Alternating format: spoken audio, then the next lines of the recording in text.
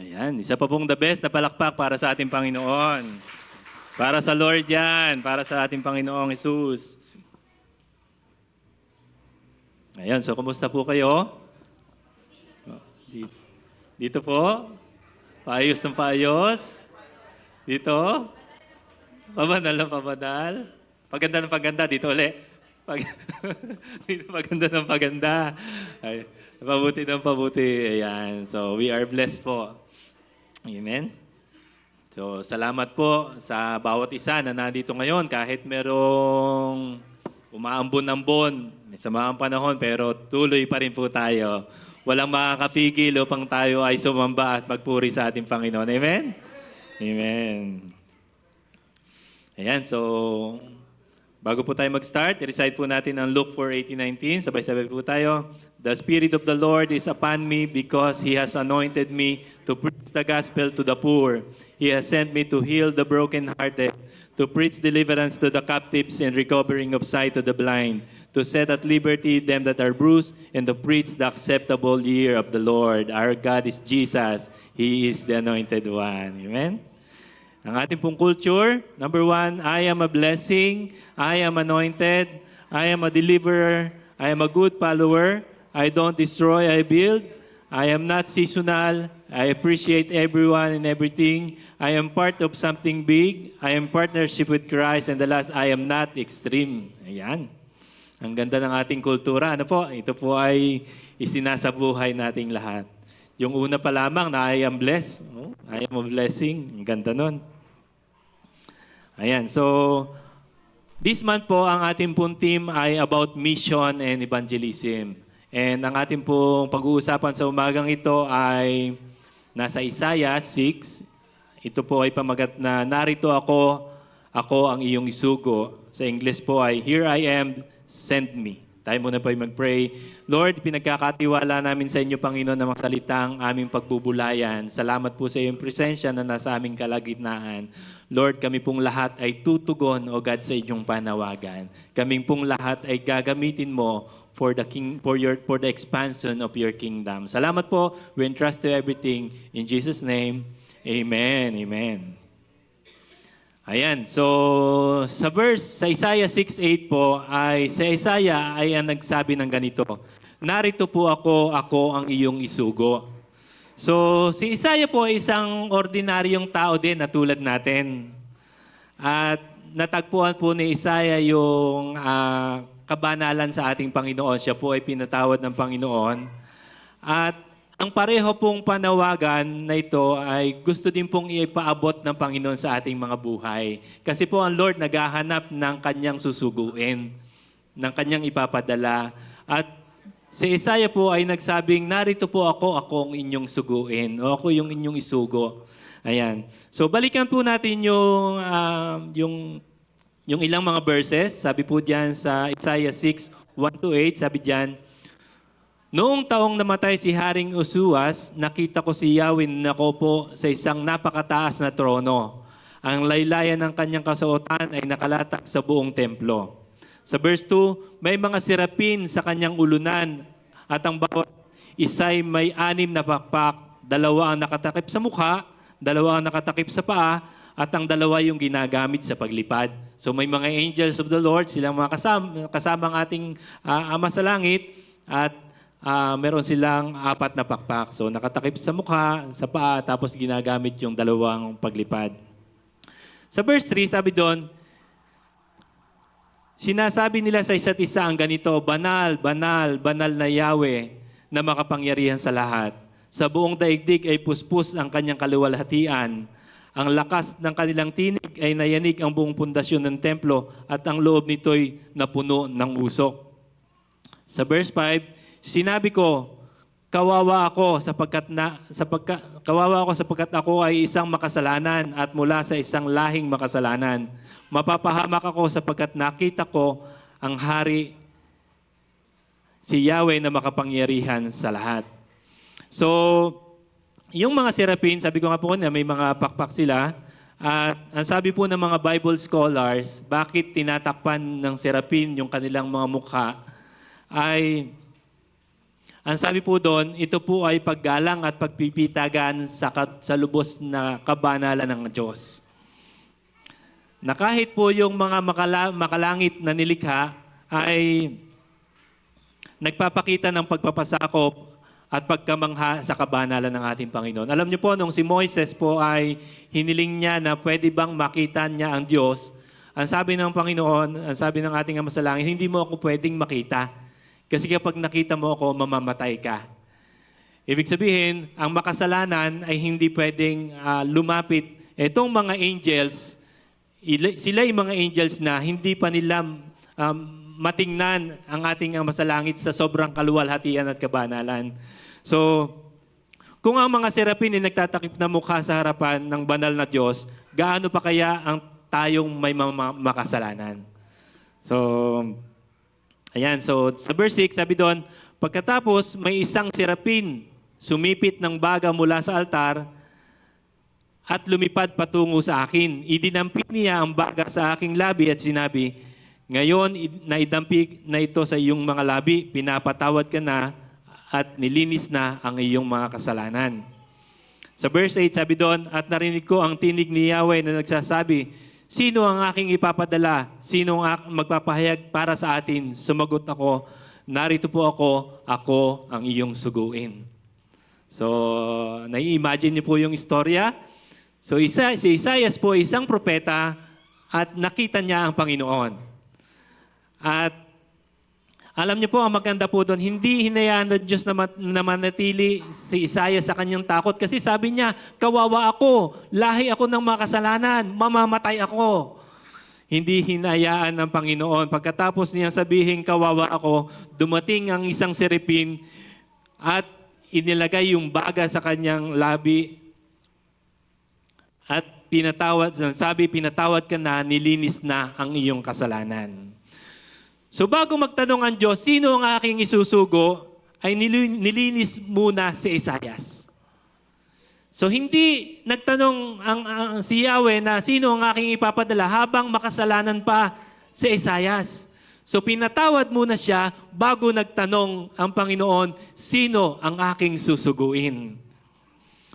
Kung titingnan po natin, hindi po nagsimula yung mission na Isaias sa kanyang pagsisikap na maglingkod. Tayo pong lahat ay lingkod ng Panginoon. Amen?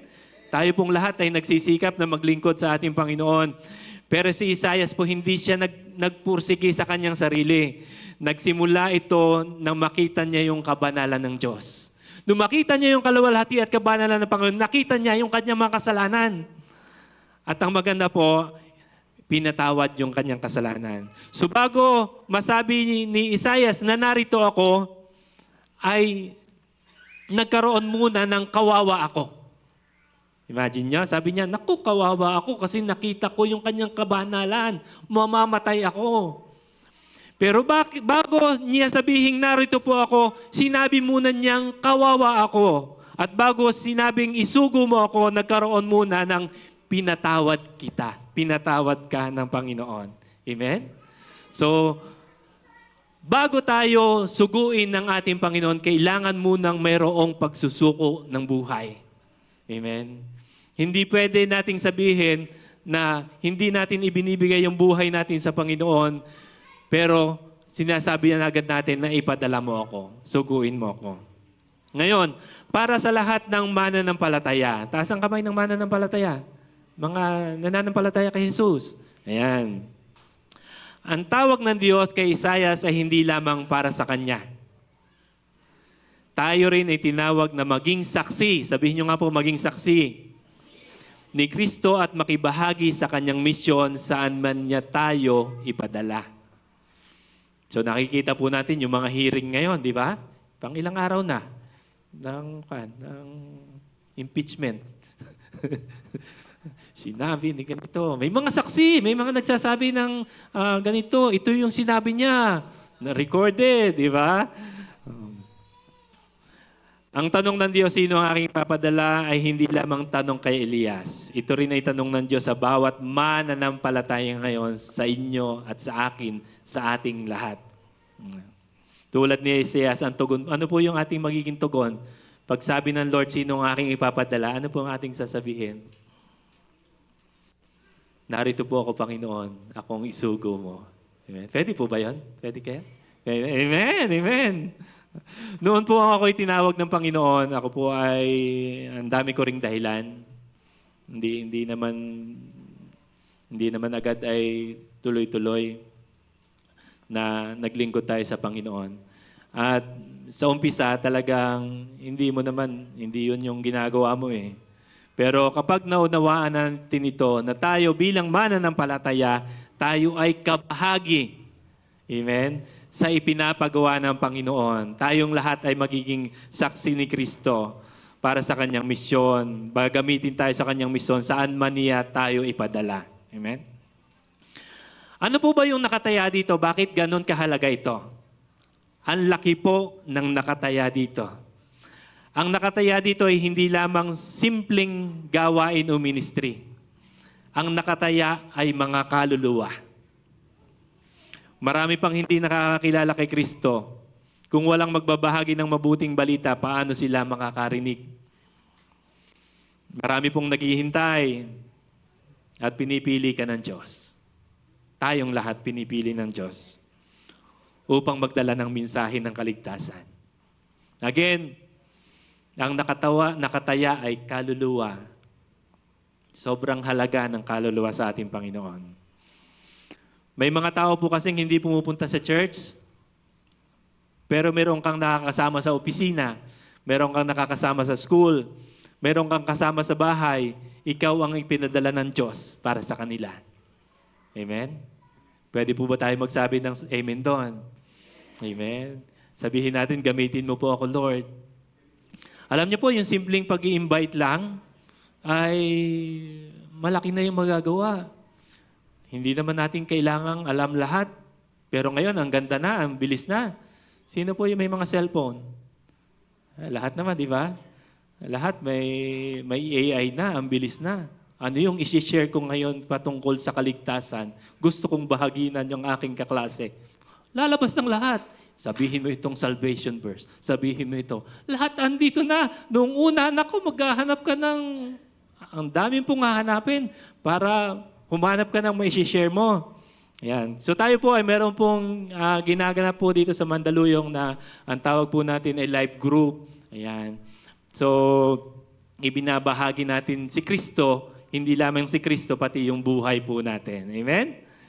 Ang effective po talaga na pag-share ng kaligtasan ng Panginoon, hindi lamang basta sinasabi mo na, alam mo, for God so loved the world that He gave His only begotten Son, for whosoever believe in Him, you will not be perished but have eternal life.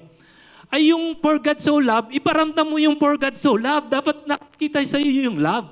Dapat nararamdaman yung pagmamahal. So yun po yung ating ginagawa dito na life group. Ayan. Ako po ay na-share ko na po ito last time. Meron po kami po ay madalas pumupunta sa China. At siyempre sa China, puro mga Chinese doon. Oh, di ba? Bibihira po yung nag-i-English. Pagka minsan, nung una po kami pumunta doon, takot na takot kami kapag wala kasamang nagcha-Chinese kasi hindi halos marunong mag-Chinese. Kailangan nakahanda yung translator mo. Magsasalita ka ng English, paparinig mo sa kanya yung Chinese. Ayan. So kami po ay pag pumupunta doon and habang kami kumakain, may mga kaibigan na po kasi kami doon, mga factory, kasi madalas doon kami bumibili, may mga supplier kami doon. At kadalasan, kapag pumupunta kami, merong time na magdi-dinner, kakain sa labas. At in-impress sa akin ng Lord na sharean mo ng salvation, Chinese. Hindi naman sila nakikilala, hindi sila po naniniwala kay Jesus. Hindi po talaga. Sa kanya, pag si Jesus, sino yon?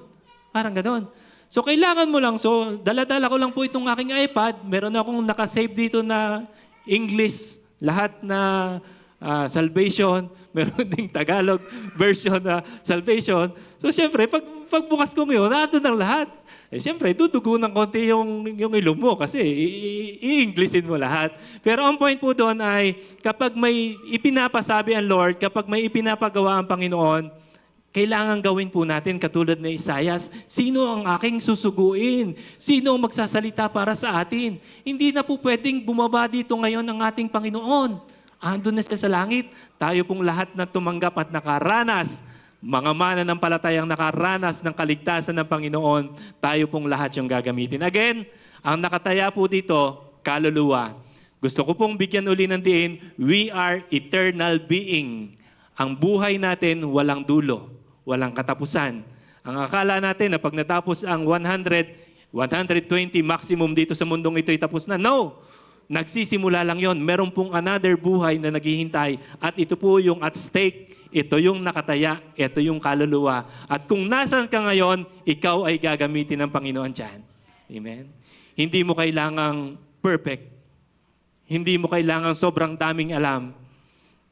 Ay si Isaiah nga, sabi niya, kawawa ako, makasalanan ako. Pero nung tinanong, hindi siya nag-compute. Sino ang aking ipapadala? Sabi niya, ako po ang isugo nyo. Without hesitation, without thinking na kung saan pupunta. Pero ang sabi niya, ako ang ipadala mo. So sa ating mga mananampalataya, ay ito rin po yung challenge sa ating lahat. Amen? So kung paano mahal natin ang buhay na ito, alam niyo po, ang buhay natin dito sa lupa, maganda po ito talaga. Pero mayroon pong isang mas magandang naghihintay. Amen? We are blessed dito. Lahat ng ginagawa po natin dito mahalaga sa ating pamilya, sa ating trabaho, sa ating business. Lahat po yan ay mahalaga. Pero mayroon pong isang higit na mas mahalaga na kailangang maranasan ng tao. Kapag hindi ito naranasan ng tao, siya na yung pinakakawawang nilikha. Bakit? Kasi ang sabi ng Bible, ano ang mapapala ng isang tao? Makamtaman niya ang buong sanlibutan, pero ang kanyang kaluluwa ay mapapahamak. So kung titimbangin natin yung kaluluwa at yung anumang meron dito sa mundo, mas mabigat itong kaluluwa kasi ito'y eternal being. Eternal being ito. Ito'y may pupuntahan pagkatapos ng buhay dito sa lupa. Again, ang ganda po ng ating buhay dito. We are blessed here. Pero ang sabi nga po ni Rev Ito, ang taong matalino, tinitingnan, pinaghahandaan ang daratnan. Hindi ka lang dito. So tayong lahat ng mga mananampalataya, safe na tayo. Wala na. Paano naman yung iba? Paano yung ating mga kaklase? Paano yung ating mga katrabaho? Paano yung ating mga mahal sa buhay? Ang ating anak, ang ating asawa, ang ating mga relatives? So saan man tayo ipadala ng Panginoon ang ating tugon? Again, anong ating sasabihin kapag sabi ng Panginoon, sino ang aking ipapadala? Sabihin natin, ako po, Panginoon, ang iyong isugo. Amen. Send me, O Lord, kahit pa paano. Amen? Amen. Tumahimik na. Ang dala niyo pong mensahe, sobrang halaga. Kaya, next po. Sabi dito sa Roma 10:14-15, paano naman sila tatawag sa Kanya kung hindi sila sumasampalataya? So, tingnan po natin yung unang sentence. Paano naman sila tatawag sa Kanya kung hindi sila sumasampalataya? So, ibig sabihin, para sumampalataya, para tumawag tayo sa ating Panginoon, kailangang sumampalataya muna. Kung walang mananampalataya, walang tatawag sa ating Panginoon, sa ating Ama sa Langit. At sabi diyan, paano sila sasampalataya kung wala silang pakikinggan tungkol sa Kanya? Paano naman sila makakapakinig kung walang mga ngaral sa kanila? At paano makakapangaral ang sino man kung hindi siya isinugo? Tulad ng nasusulat, o kay gandang pagmasan ang pagdating ng mga magdadala ng mabuting balita. So, nag-uumpisa doon sa sinugo. Sabi ko nga kanina, si Propeta Isaiah, hindi siya nagtanong, hindi siya saan niyo po ako ipapadala? Ano po ang gagawin natin? Ano pong detalye niyang ipinapagawa niyo? Sumagot agad siya, here I am, send me. Di ba? At kapag ikaw na yung na-send, mangangaral ka, mapapakinggan ng kanyang salita, magkakaroon ng pananampalataya, mas makikilala ang ating Panginoon. Amen? Come it by hearing and hearing and hearing the Word of God. Kung walang mag-share, kung mahihiya ka pa hanggang ngayon, hindi ka na dapat mahiya. Bakit? Ang dala mo'y kaligtasan, pinakamahalagang mensahe, pinakamagandang balita, kaligtasan ng buhay. Ito yung sinishare mo. Ngayon, paano ito may share natin? Kailangang maranasan na natin yung naranasan ni Isaiah. Pinatawad siya, nilinis siya. Kaya ang dali na niyang sabihin, "Here I am, send me." Amen? Ang kaligtasang ipinagkatiwala sa atin na hindi pangkaraniwan. Hindi po ito pangkaraniwan. Yung kaligtasang tinanggap mo, hindi lang yan para sa iyo. At yung tinanggap mong yan, hindi yan pangkaraniwan. Ito'y buhay na walang hanggang matatagpuan natin kay Kristo. Ito'y pinakadakilang balitang pwede nating ibahagi sa iba. Pinakadakilang balita na pwede nating ibahagi sa iba. Kung manunood tayo ng TV, ang news talaga hindi naman magandang balita. Diba? Kriminalidad, corruption, hearing, awayan. Kung manunood ka ng TV, yun yung nakikita natin. Pero ang dala-dala natin, good news. Ito talaga yung good news. Salvation, kaligtasan. Dala-dala mo man lamang yung John 3:16, tapos ipinapamuhay mo yon. Ang dali na.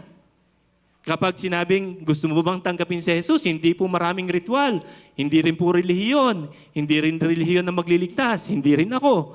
Ang sabi ng Biblia, si Jesus lang ang daan, ang katotohanan at ang buhay, walang makakaparoon sa Ama, kundi sa kanyang pamamagitan. So ipapakilala mo lang si Jesus, i-introduce mo lang si Jesus. Ano yung kanyang pag-ibig? Ano yung kailangan mo gawin? Ililid mo lang siya sa isang simple na panalangin na pagtanggap, na katulad ng ginagawa natin ito. Pwede mo ring i-search sa AI yon. Bigyan mo nga ako ng prayer of acceptance. Paano ko kaya susundan? Habang sige po, pikit po kayo. Babasahin mo lang. Tinatanggap mo ba si Jesus? Kapag sinabi niya yun na may pananampalataya, instant nagiging tagalangit. Instant pinapatawad. Instant nililimot ang kasalanan. Instant nagiging anak ng Diyos.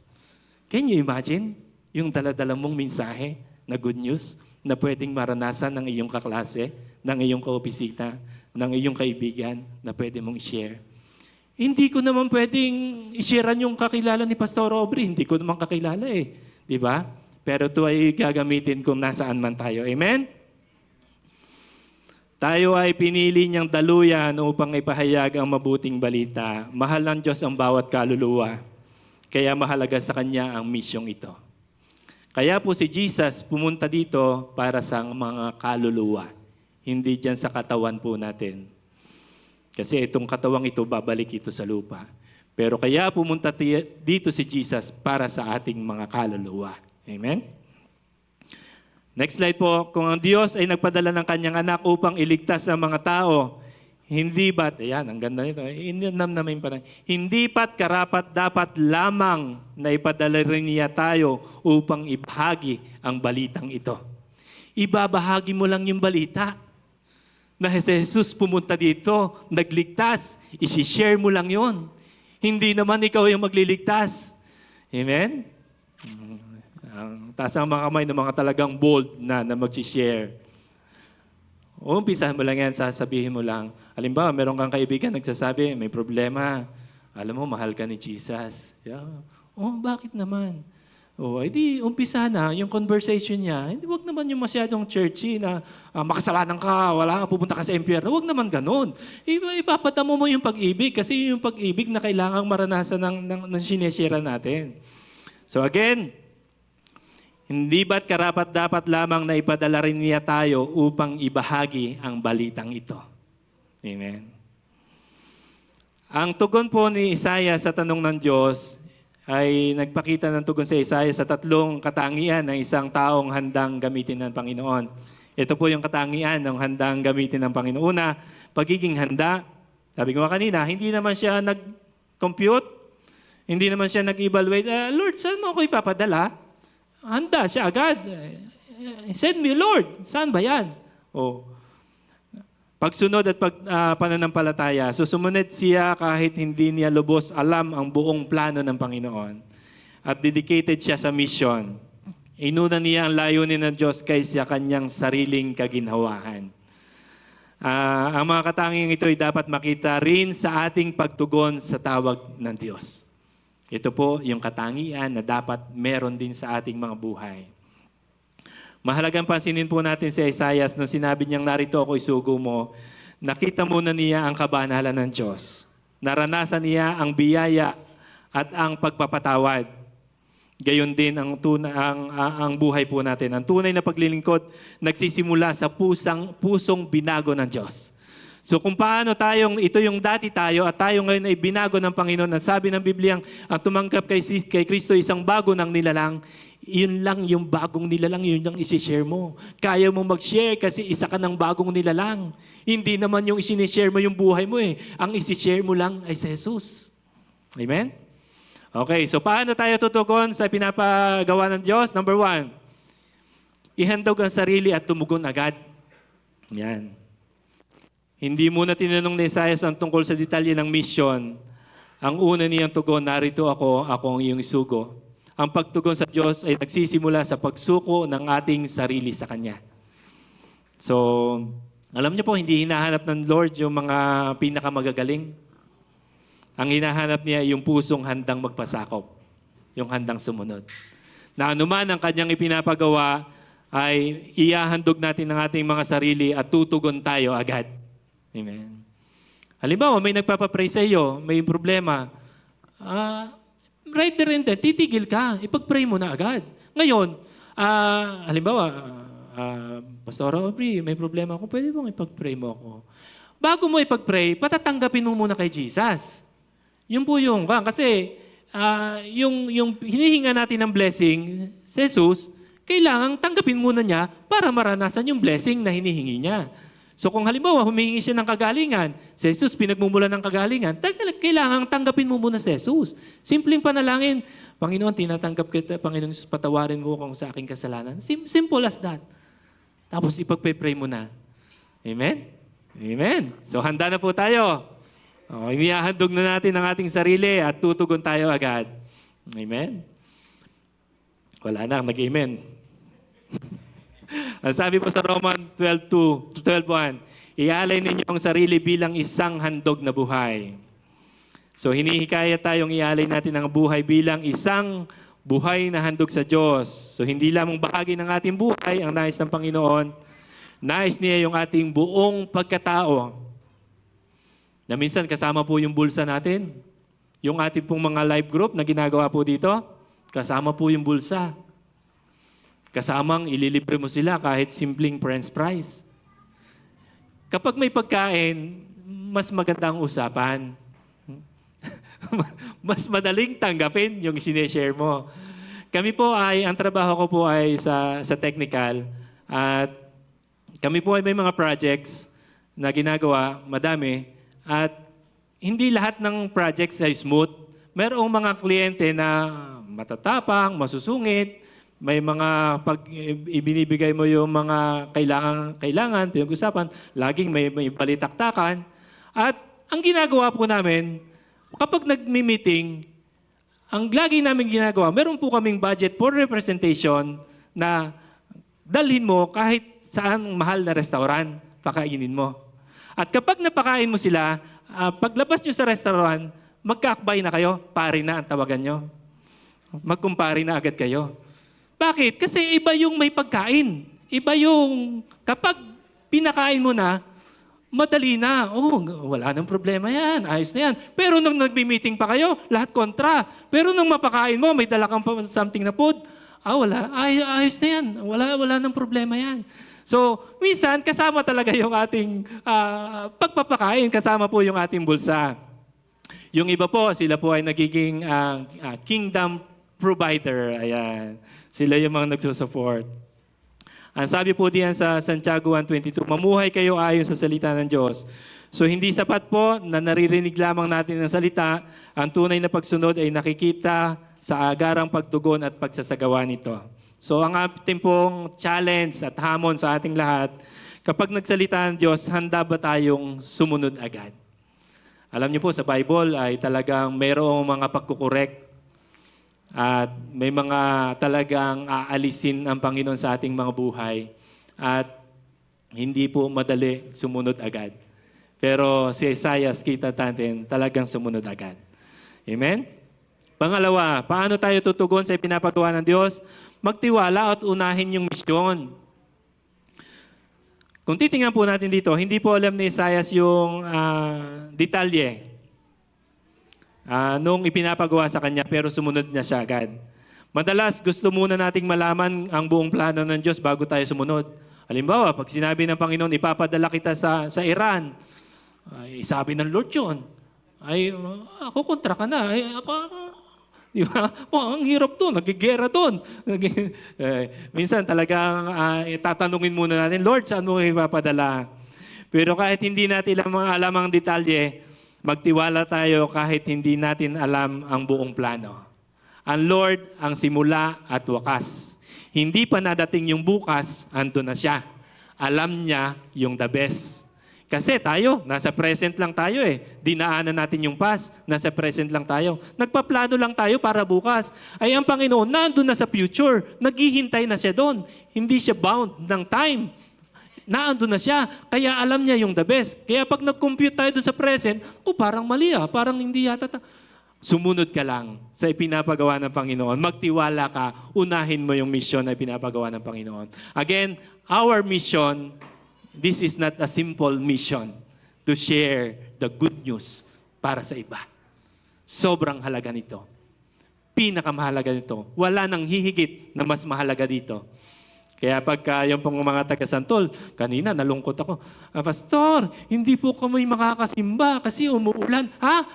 Andito yung kotse ko, sasakay kayong lahat. Isasakay ko kayo, tapos may pagkain pa, may merienda pa mamaya. Ali kayo, sama-sama tayo. Diba? Ano yung reason para umuulan? Wala na kang ulan, kahapon lang maulan. So, again, magtiwala tayo at unahin natin yung mission. Again, we are on a mission, lahat po tayo. Ang kakilala ko, hindi nyo kakilala. Ang kakilala nyo, hindi ko rin kakilala. Yung grounds na ginagalawan nyo, hindi ako doon akma. Kung nasaan ka ngayon, ikaw yung gagamitin dyan. Amen? Amen po ba? Ayan. Amen. Sabi po sa Kawikawan 3:5, kayawi ka magtiwala buong puso at lubusan. Yan. So magtiwala tayo sa Panginoon ng buong puso at lubusan. Huwag tayong umasa sa ating sariling kakayanan. Kapag may pinapagawa ang Panginoon, pagkatiwalaan natin siya. Ang sabi po sa Lucas 9:23, pasanin araw-araw ang kanyang krus. Yan. Nung unang panahon po, kapag sinabing pasanin ng krus, ibig sabihin ay mamamatay ka na. Kasi nung unang panahon ng mga Romano, katulad ni Jesus, nung nagpasan siya ng krus, doon siya ipapako. Doon siya ipapako. At sa ating pong kapanahonan ngayon ay kapag sinabing pasanin mo yung krus mo, ay ibig sabihin ay sumunod ka lang. Kahit hindi komportable. Kahit mahirap. Hindi ka naman mamamatay. Sumunod ka lang. Kahit sa tingin mo ay madami kang ginagawa, busy ka, pero may pinapagawa ang Panginoon, unahin mo yon. Kasi mahalaga yon.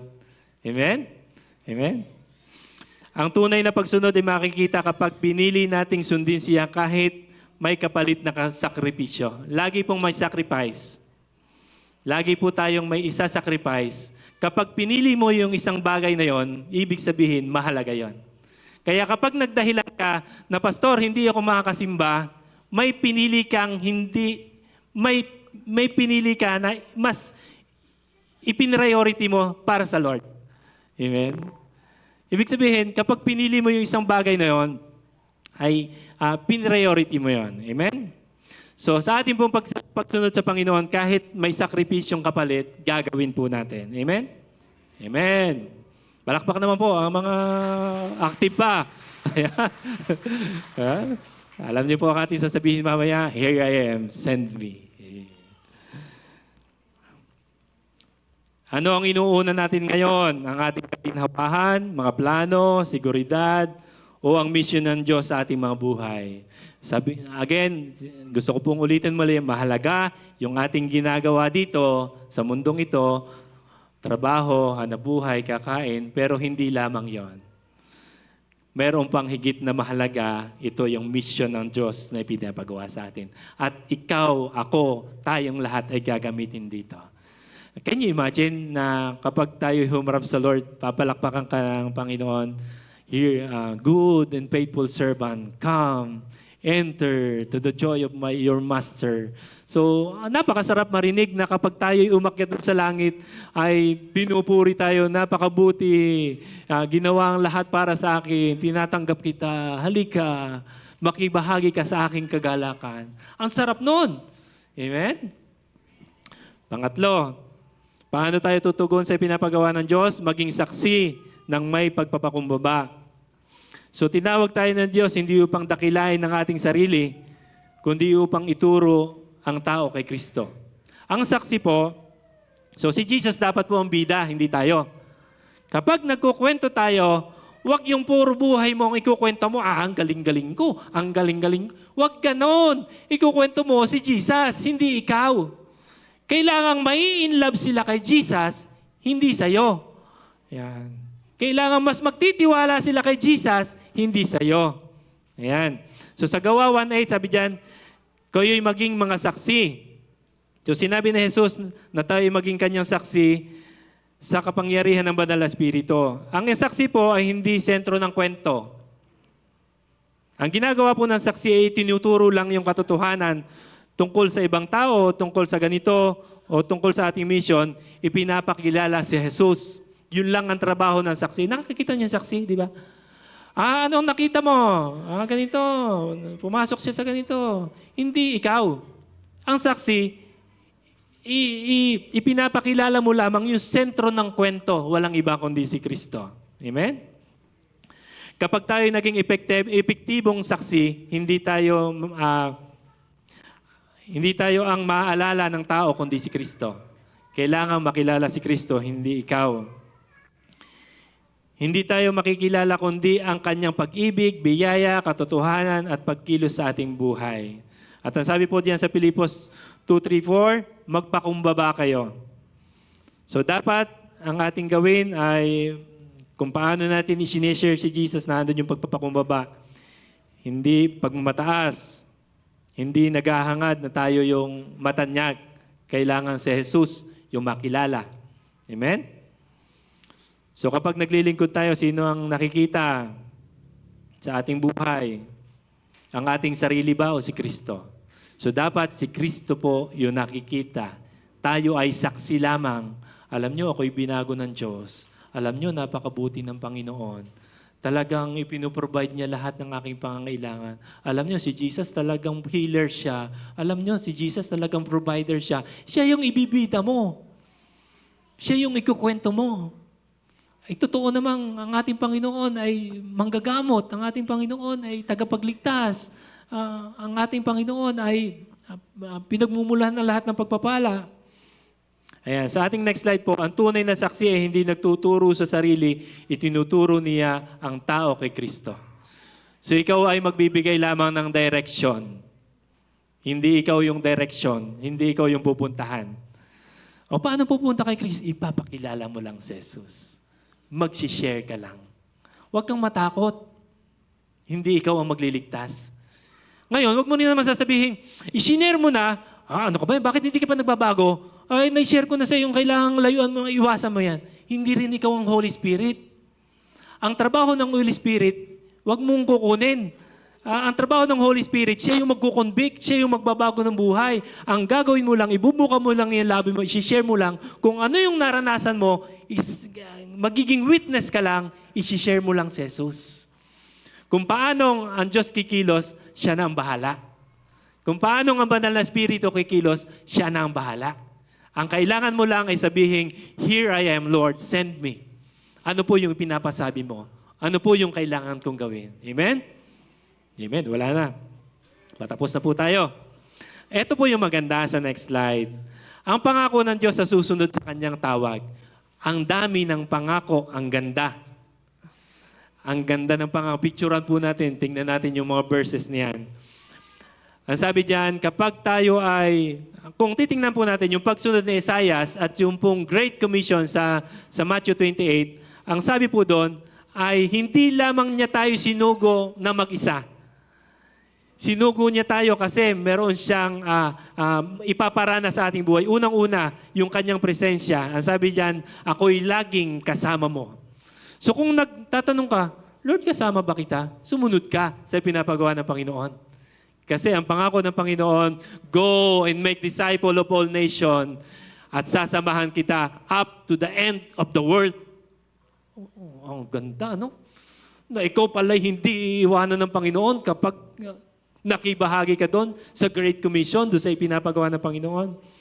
Nasa iyo yung authority. Meron kang authority. Lahat ng kapamahalaan ay binigay sa akin, sabi ni Jesus. At yung authority yon, yun din yung gagamitin mo. Babanggitin mo lang sa pangalan ni Jesus. Lahat ng pangalan ay under sa pangalan ni Jesus. Mag-isip ka ng pangalan. Bulaklak, sakit, sakit sa tiyan, sakit sa ngipin. Anong tawag sa sakit sa tiyan? May pangalan yan, ulcer siguro. May pangalan. Lahat ng pangalan, basta may pangalan, kahit hindi pa nai-intro. Sa medical po, merong, narinig ko to merong yung hindi pa napapangalanan, pinangalanan na. Syndrome, ayan, syndrome. Yung mga sakit na walang pangalan, syndrome yung inilalagay nila, wala pangalan. So may pangalan pa rin at lahat yan under sa pangalan ni Jesus. At yung pangalang gagamitin mo, ibinibigay at ipinagkakatiwala yan sa iyo ni Jesus kapag tumugon ka sa kanyang panawagan at sabihin mong, "Here I am, send me." The same authority na meron si Jesus, ipinagkakatiwala sa iyo, banggitin mo lang. Amen? Ang kanyang kapangyarihan, mararanasan mo. Tatanggap tayo ng kapangyarihan mula sa banal na Espiritu. At yung pong kanyang layunin, yung purpose, ito po yung pinakamaganda. Alam niyo po yung real purpose ng ating buhay? Ito po talaga. Ibahagi si Jesus. Gamitin for His kingdom. Ano mo yung purpose mo? Magtatrabaho, kakain, matutulog. Magtatrabaho, kakain, matutulog. Pagkatapos, mamamatay na. Aba, hindi yun ang purpose natin. Ang purpose natin talaga dito, kaya tayo andito, kaya ikaw ay may nag-share sa'yo ng salvation, ikaw ay mag-share din sa iba. Mahalaga at pinakamahalaga yung mission nating gagawin. Amen? Amen po ba? Next slide po, sa conclusion na. Ayan. Maaring hindi ka tinawag ng Diyos sa ibang bansa. Maaring hindi ka tinawag ng Diyos na maging pastor. Pero lahat ay tinawag na maging saksi ni Kristo. Ang tanong, ano ang magiging sagot mo? Sa next slide po, pwede ba nating sabihin, narito ako, Panginoon, isugo mo. Sige, basa. 1, 2, 3. Yan, hindi ako nagsabi. Isa pa. Isa pa. Amen. Sige po, palakpakan po natin ang Panginoon.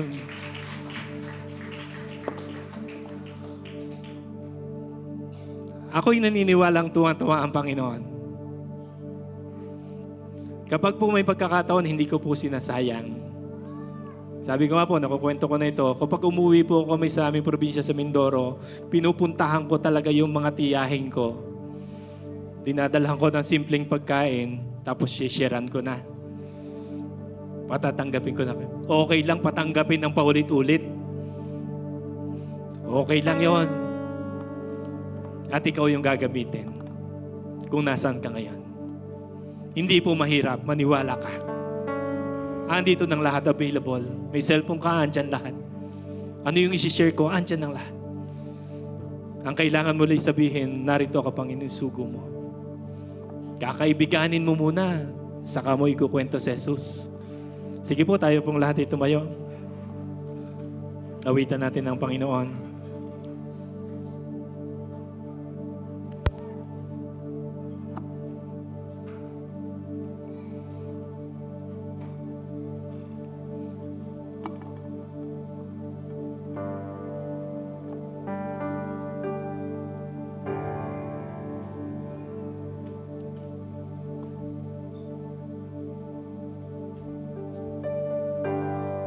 Marami pong naghihintay. Soul is precious, so much precious to our God. kung gaano kang ikaw mismo ay so much precious. You are the apple of the eyes sa ating Panginoon. You are so loved ng Panginoon. Minahal ka niya, ibinigay niya ang buhay niya para sa iyo. Pero hindi po natatapos doon. Gagamitin ka ng ating Panginoon. Awitin natin, Lord.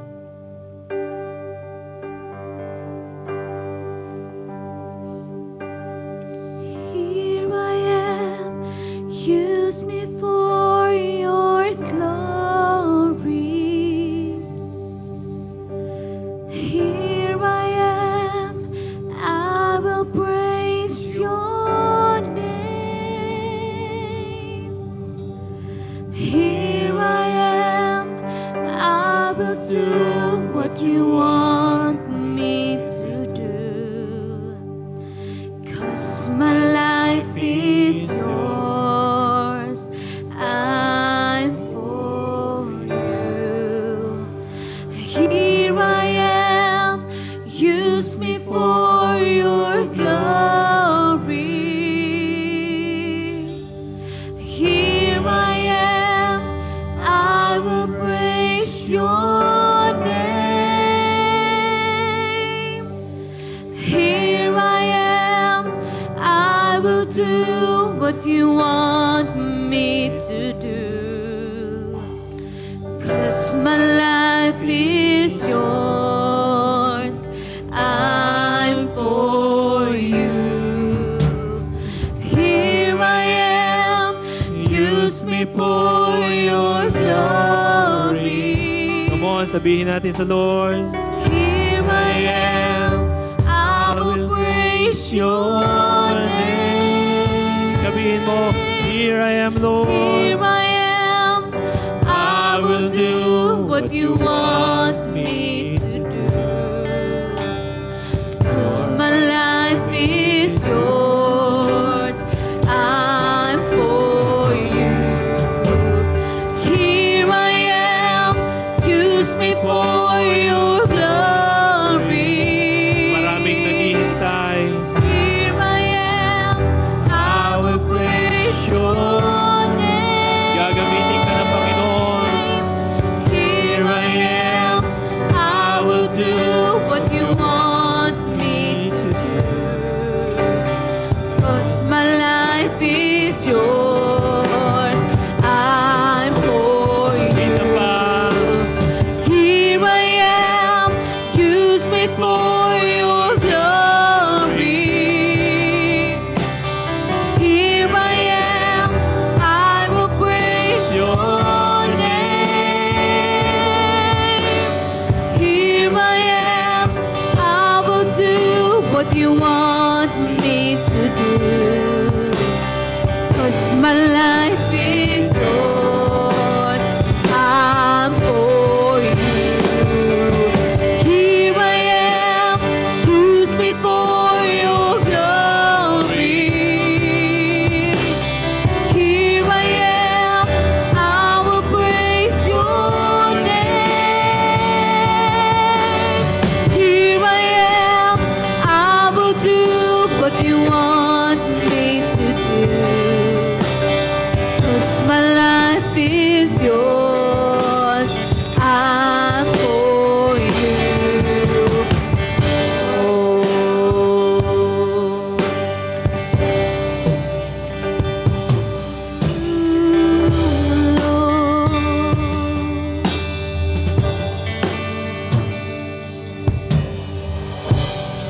Panginoon, maraming salamat po sa umagang ito.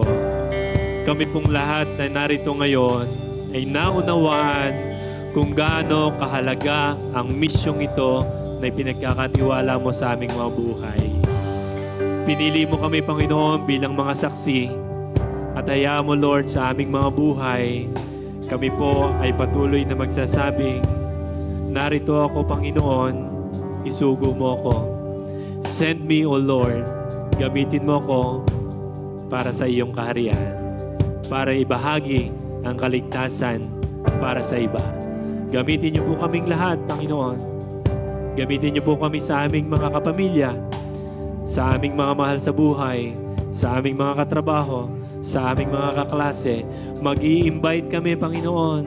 i-introduce ka namin sa kanila. Maraming salamat po, Lord. Bigyan niyo po kami ng knowledge and wisdom na kailangan po namin, Panginoon. Bigyan mo din po kami ng boldness, O God, to share the good news. Hindi kami mapapahiya sapagkat ang ganda ng iyong mga pangako na kung gagawin ito, sasamahan mo kami, Panginoon. Bibigyan mo kami ng kapangyarihan, ang iyong presence na sa aming mga buhay. At Lord, mas maunawaan namin na talagang ito yung purpose ng aming buhay, to share you, Panginoon. Maraming salamat po. I-bless you po yung bawat isa. Maging yung kakailanganin namin, Panginoon, for every mission or for every witnesses na aming gagawin, Lord, you will provide. In the name of Jesus. Financial man ito, kalakasan man ito, Panginoon, knowledge and wisdom man ito, Lord, kayo po ang patuloy na magpo-provide. Gagawin lang namin, Panginoon, yung pinapagawa mo. Kayo po yung nagbabago ng buhay. Kayo po, Panginoon, yung kikilos. Kami ay mag-share lamang. Salamat po, God, Lord. We thank you. Kiniklaim na namin, Panginoon, yung mga pangalan, yung mga nasa aming mga isipan. Kiniklaim na namin, Panginoon, na silang lahat ay makakaranas ng kaligtasan. Yung aming mga magulang, yung aming mga kapatid, yung aming mga anak, yung aming mga asawa at mga Lord, yung aming mga trabaho. Lord, kiniklaim na namin lahat, O God, sila'y makakaranas ng kaligtasan, Panginoon, as we share your good news. Maraming salamat po, Lord. We thank you. We claim the victory. We claim all your goodness, O God. At ang papurit pa sa salamat, pagluwalhati, tangi sa inyo po lamang. Ito po ang panalangin namin. In Jesus' name we pray. Lahat po tayo magsabi ng Amen. Amen.